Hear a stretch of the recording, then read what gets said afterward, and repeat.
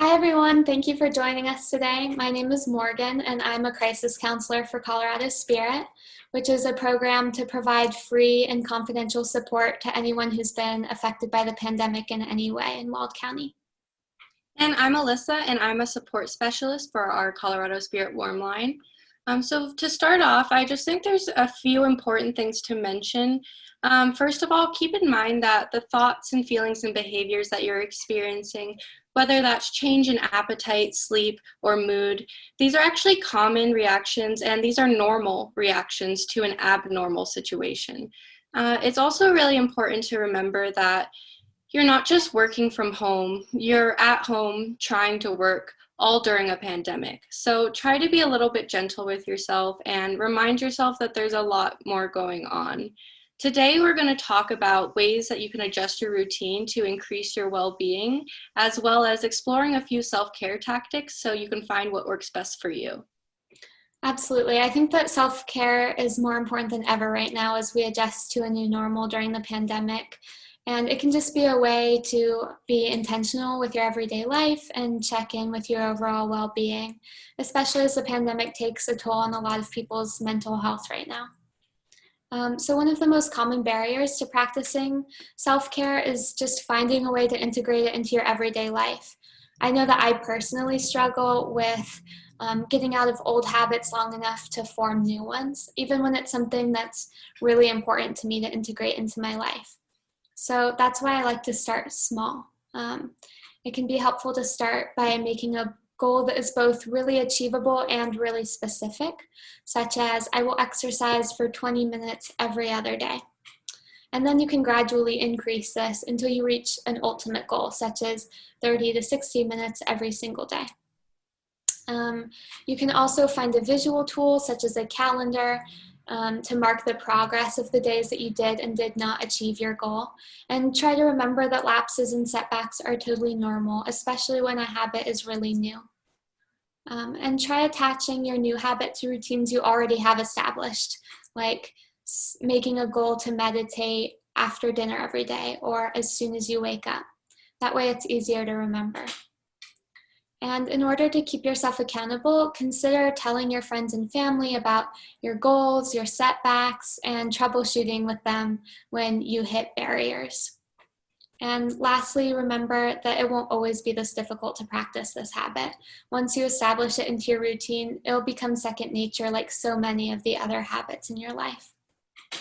I really agree, Morgan. I think that creating new routines can be really challenging at first, especially when it comes to changing your diet and exercise. But that's why I love that you mentioned starting your goals small and building them up from there. And if we don't take care of our bodies, it's likely that we're not going to feel well. And if we're feeling physically unwell, it's going to come back and affect all other areas of our life negatively. So for me personally, I try to get 30 minutes of exercise daily outside when I can because I like the fresh air and sunlight. But if you can't make it outside, there are so many amazing ways that you can exercise indoors as well. I wanted to shed light on this program called Instant Recess. It's kind of designed for people who work from home, and it schedules these 10-minute breaks throughout your day to work in some exercise. And I just think it's a really cool program because it makes exercise more accessible to those that don't have the time or the resources to do so. I also try to focus on eating balanced and nutritious foods that I know personally make my body feel good, and I aim to get around 8 hours of sleep every night. If you're someone that uses alcohol, caffeine, or nicotine, try to be mindful of how much you're consuming right now and try to keep it at a minimum to avoid overusing. Physical health is especially important right now because having a strong immune system is going to be your best defense against COVID-19. A large majority of people in the US are vitamin D deficient, and vitamin D is actually proven to help protect against viral infections, and it's shown to be one of the most immune strengthening nutrients that reduce the risk of flu, cold, and respiratory infections. If you want to get a little extra vitamin D, you can just spend a few minutes in the sun. You can eat fortified cereals with plant-based milks, or if that doesn't work for you, you can always take a vitamin D supplement. Other essential nutrients like vitamin C and E are going to help support your body's immune response. And antioxidants like beta carotene are going to reduce inflammation and boost immune function, as well as increasing your zinc intake, which is shown to boost the body's white blood cells. Improving your physical health is not only going to make you feel good inside and out, but it actually has a huge impact on your mental health as well, which Morgan's going to touch on here. Yeah, a lot of self-care practices do intersect along mental and physical health, which is why we recommend meditation. Meditation is great because it boosts health in a lot of areas of your life, mental, physical, even spiritual health. But a lot of callers say that they would like to develop a meditation practice, but feel that they're simply not good at it. And this is a really common misconception when the reality is no one is able to simply sit down and jump into a meditative state right away. Rather, meditation is a way to just attempt a calmer state of mind and bring some intention into your day, which everybody is capable of.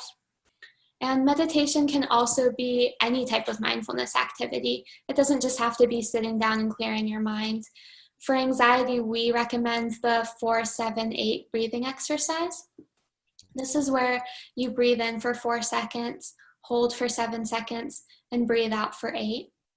This helps regulate your nervous system because breathing out naturally calms the body. We also like to recommend a grounding exercise. This can be where you notice 5 things you see, 4 things you hear, 3 things you can touch, etc. This just brings you back into your space and helps you feel a little more observant and a little more present. And mindfulness can even be as simple as just going for a short walk and seeing all the sights and sounds that you can observe. And if you're still struggling to get into a mindful state of mind, you can also consider some apps. At Colorado Spirit, we use the My Strength app, which has activities like positive imagery exercises, breathing techniques, and a daily relaxation log to help you keep track of your progress. And Headspace is one of my favorite apps. It has a free version with animations and audio recordings to help you do guided meditations. What are some other ideas that you have, Alyssa? Yeah, some other things you can do to help benefit your mental health is reaching out to your friends and family, whether that's via Zoom, phone call, text, letter, just trying to stay connected during this time. You could also try volunteering at local organizations because it's proven that helping others is shown to increase your own well-being. For me, this is a really big one. I try to limit my social media and news intake every day. I really want to stay up to date on COVID, but I find it overwhelming with the constant stream of information, even coming from reliable sources like CDC or World Health Organization. I think it's really important to limit so that I don't feel overwhelmed. Other things that I like to do are set an intentional mantra each day, like saying, I am strong or I am resilient. Saying this throughout my day, especially out loud, just kind of helps to remind me that I've made it through some really challenging times in the past, and I actually am a really resilient person.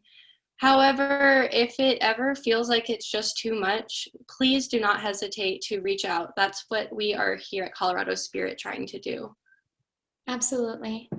And some other ways to benefit your well-being can also be finding a spirituality practice. And that can look different for a lot of different people. But any practice of spirituality is shown to help reduce stress, anxiety, depression. It can even lower your blood pressure and strengthen your immune system. So some of the ways to practice spirituality are by doing meditation or yoga or deep breathing, as we talked about earlier. But it can also be as simple as just spending more time in nature. Nature is naturally really calming and focusing, and it takes us away from those everyday stressors that can subtly lower our mood or subtly raise our blood pressure. Expressing gratitude is also a really great way to improve your own well-being. This can look like keeping a gratitude journal, writing cards for people just to express your thanks, or simply listing one thing that you're thankful for at the end of each day. If you guys didn't see last week's Facebook Live, it was specifically about gratitude, and I personally learned a lot of really interesting things. Um, Also, like we mentioned before, volunteering or belonging to a group or fellowship can be shown to enhance your mood. So if you need help finding a community organization to join, you can let us know. Definitely. And those are just a few of the strategies that we have to become more self-care minded as we continue to adjust to this new situation. But please feel free to drop in the chat any other ideas you have or how you like doing self-care in your life.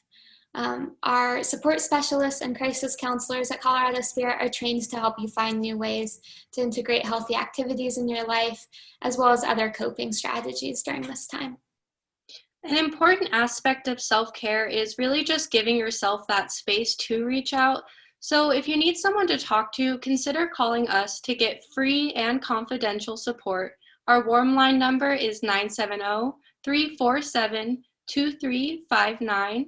And next week, our team members Renee and Shauna are going to talk about ways to improve family resiliency during this time. So I think that's going to be really interesting if you want to tune in next Thursday. And thank you so much for tuning in today. I hope everybody practices some self-care later today. Thanks, everyone.